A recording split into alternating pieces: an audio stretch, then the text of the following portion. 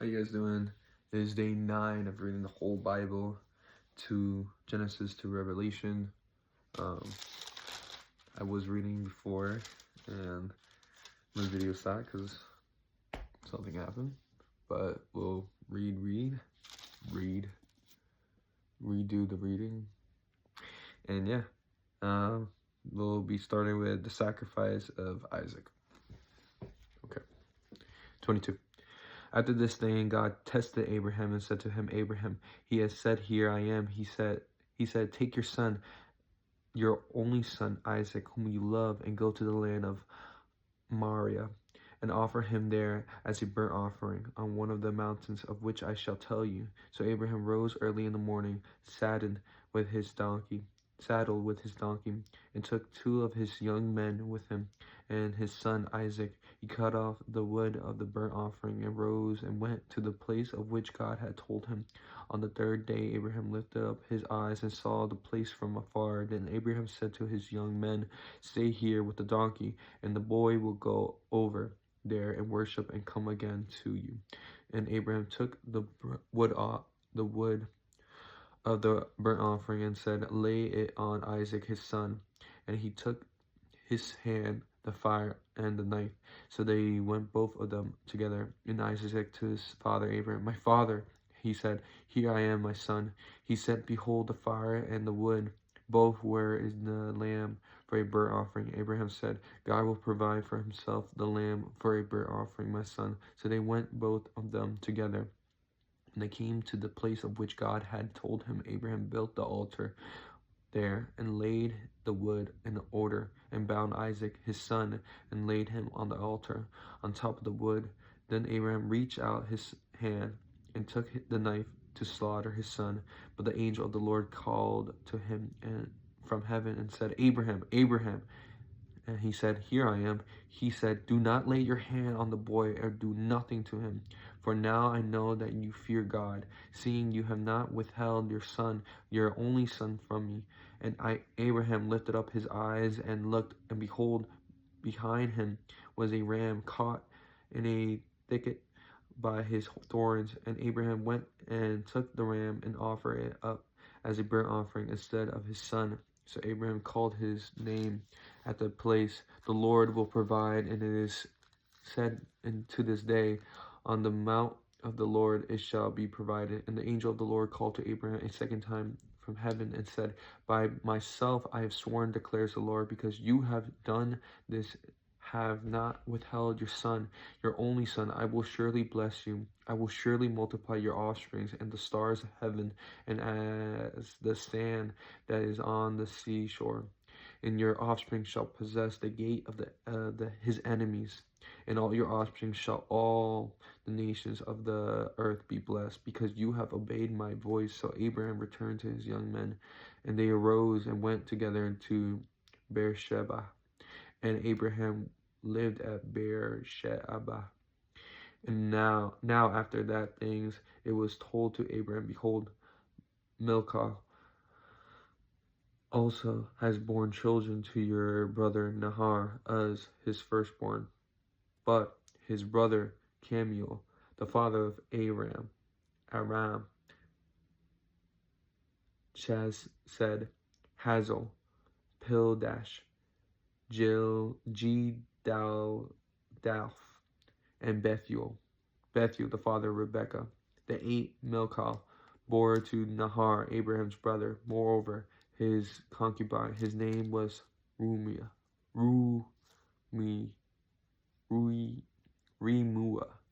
bore Tabah, Gaham, Taash, and Malkah. Chapter 23. Sarah's death and burial. 23. Sarah lived 127 years. These were the years of the life of Sarah. And Sarah died in Kiriath Arba, that is Hebron, in the land of Canaan. And Abraham went in the morn for Sarah and to sweep for her. And Abraham rose up from before his dead and said to the Hittites, I am a sojourner and a foreigner among you. Give me the property among you for a burying place, that I may bury my dead out of my sight. The Hittites answered Abraham, Hear us, my lord. You are a prince of God among us. Bury your dead in the choicest of your tomb. None of us will withhold from you his tomb to hinder you from burying your dead. And Abraham rose and bowed to the Hittites, the people of the land, and said to them, If you are willing that I should bury my dead out of my sight, hear me and entreat for me Ephron, the son of Zahar, that he may give me the cave of Machpelah, which he owns. It is at the end of his field for the full price. Let him give it to me in your presence as property for a burying place. Now Ephron was sitting among the Hittites, and Ephron the Hittites answered Abraham in the hearing of the Hittites of all who went in at the gate of the city. Now, no, my lord, hear me. I give you the field, I give you the cave that is in it. In the sight of the sons of my people, I give it to you. Bury your dead. Then Abraham bowed down before the people of the land and said to Ephron in the hearing of the people of the land, But if you will hear me, I give the prince of the field, accept it for me, that I may bury my dead there. Ephron answered Abraham, My lord, listen to me. A piece of land worth 400 shekels of silver, what is that between you and me? Bury your dead. Abraham listened to Ephron, and Abraham weighed out for Ephron the silver that he had named in the hearing of the Hittites, 400 shekels of silver according to the weights current among the merchants. So the field of Ephron and Machpelah, which was to the east of Mamre, the field with the cave that was in it, and all the trees that were in the field throughout its whole area was made over to Abraham as a possession in the presence of the Hittites before all who went in at the gate of his city. After this, Abraham buried Sarah, his wife, in the cave of the field of Machpelah, east of Mamre, that is Hebron, in the land of Canaan. The field and the cave that is in it were made over to Abraham as property for a burying place by the Hittites.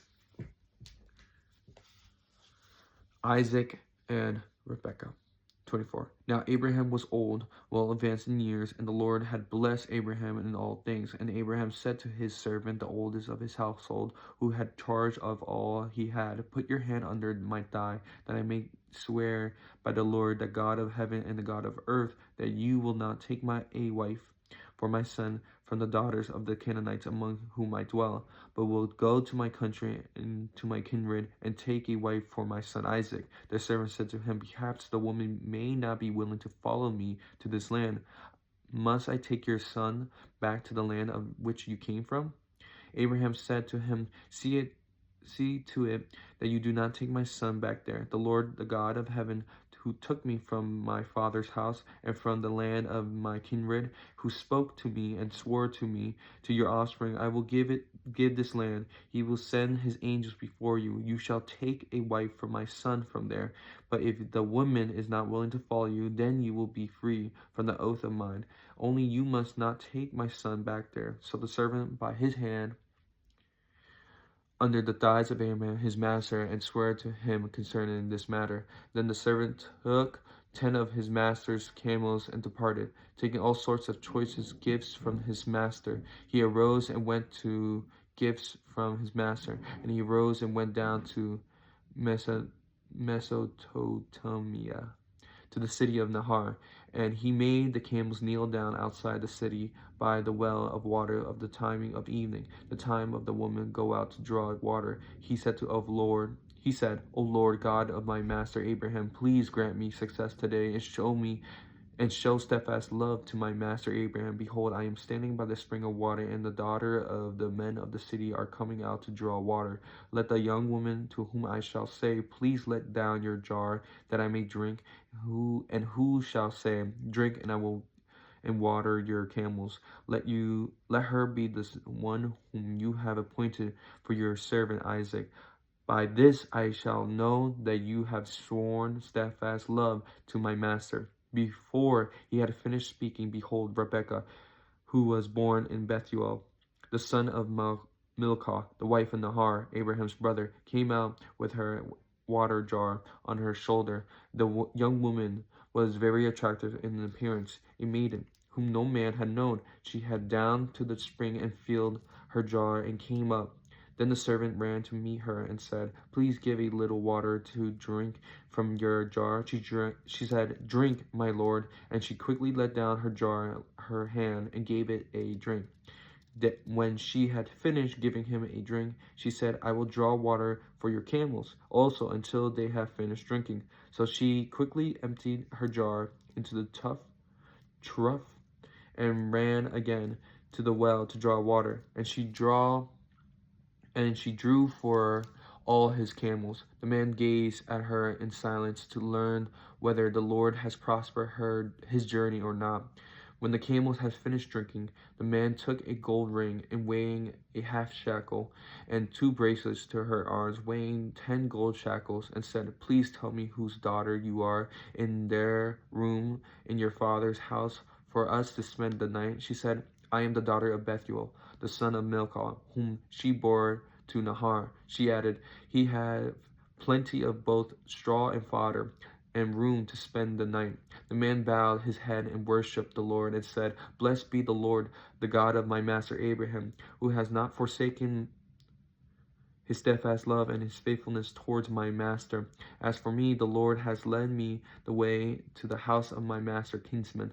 Then the young woman ran and told her mother's household about these things. Rebekah had a brother whose name was Laban, and Laban ran out towards the man to the spring. As soon as he saw the ring and the bracelet on his sister's arm, and heard the words of Rebekah his sister, thus the man spoke to him.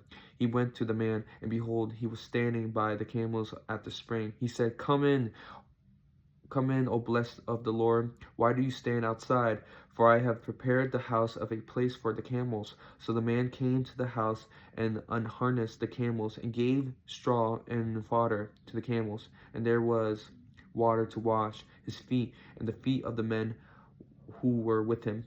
Then food was set before him to eat. But he said, "I will not eat until I have said what I have to say." He said, "Speak on." So he said, "I am Abraham's servant. The Lord has greatly blessed my master. He has become great. He has given him flocks and herds, silver and gold, male servants and female servants, camels and donkeys. And Sarah, my master's wife, bore a son to my master when she was old, and to him he has given all that he has. My master made me swear, saying, 'You shall not take a wife for my son from the daughters of the Canaanites in whose land I dwell, but you shall go to my father's house and to my clan and take a wife for my son.' I said to my master, 'Perhaps the woman will not follow,' but he said so.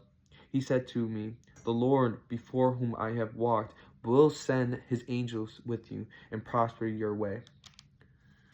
You shall take a wife for my son, for my clan, and for my father's house. Then you will be free from my oath when you come to my clan, and if they will not give it to her, you will be free from my oath.' I came today to the spring and said, 'O Lord, the God of my master Abraham, if now you are prospering the way I go, behold, I am standing by the spring of water. Let the virgin who comes out to draw water, to whom I shall say, Give it me a little water from your jar to drink, and who will say to me, Drink, and I will draw for your camels also. Let her be the woman for whom the Lord has appointed for my master's son.'